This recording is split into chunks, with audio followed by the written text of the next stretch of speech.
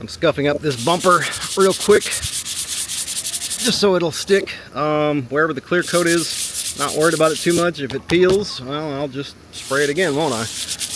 But yeah, these really bad spots, I'm trying to get most of that peeling clear off, you know? This evening, I'm going to try to bring the car out for its sort of public debut at a car meet. I just don't know if I'm going to get enough done today to be happy with where I want to bring it. This is where we're at right now. She's camo now. She's got her hazard stripes. Trunk's still unpainted. Back bumper. Hood needs some work.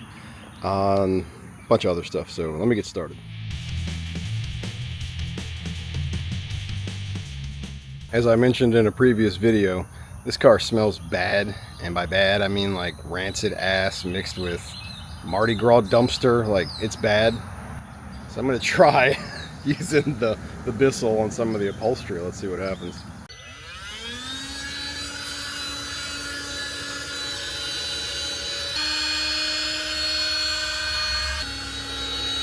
I overestimated the charge that this thing had. It's actually almost dead. But just that little bit.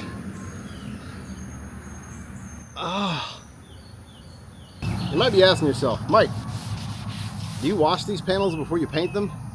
I probably should, but I don't.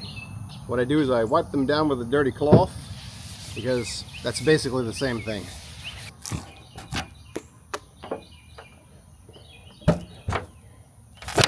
After getting those wheel spacers on, I realized something. The car has some body damage right there. So when I hit bumps, that sharp edge was essentially hitting the tire. So I'm gonna bang that out of there. Now one of the jobs I've been dreading, vacuuming this thing out.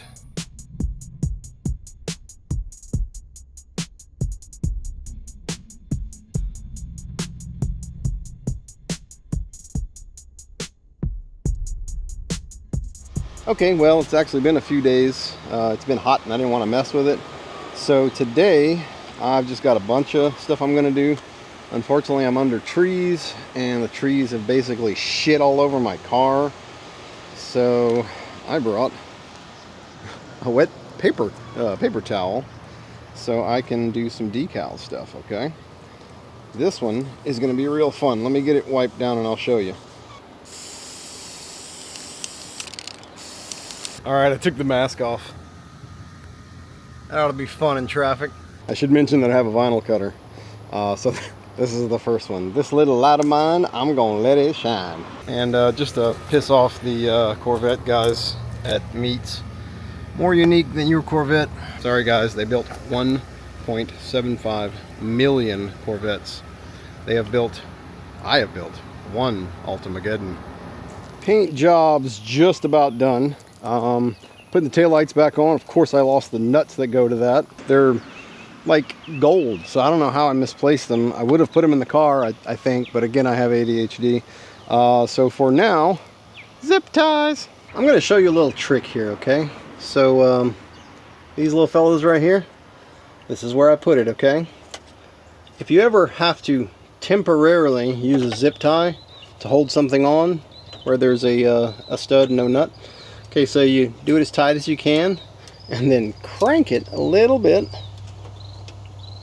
clockwise like you would if it was a nut, and then what happens is you're essentially tightening it against the back, and then just trim off the excess, and as long as it's not holding a lot of weight, it should hold. Got me some fuzzy dice, of course, and now I'm going to take these guys out. I'm sure they provide a little structural rigidity, but they take up space for when I want to use cargo, so too bad.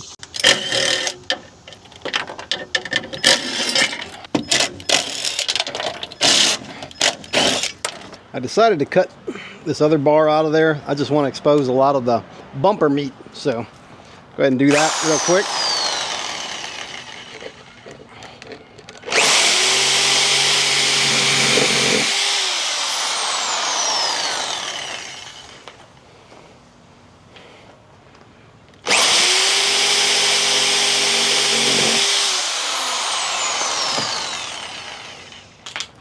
One minute later.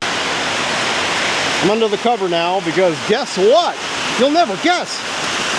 It's raining again.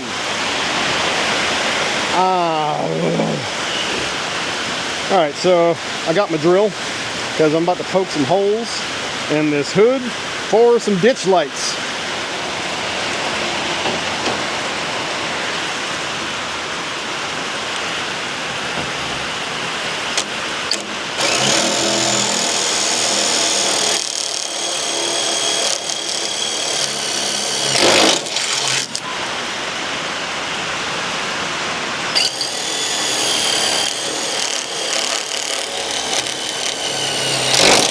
I thought that was suspiciously easy. So when I put the nut through, I don't have enough thread on this side to grab it. So now, I don't know if this is gonna work. I have these super cool ditch lights I was gonna put on, but no, they couldn't have an extra 3 millimeters to them. So these are gonna have to wait. That tall box over there, that's my roof rack or roof basket, whatever you want to call it. So as of today, this is where we're at right now, but I do have one more thing that I'm gonna do before I call it a day, and that is I've got fender flares for this thing. Oh, how am I going to attach them, you say? Some eBay self-tappers, that's how.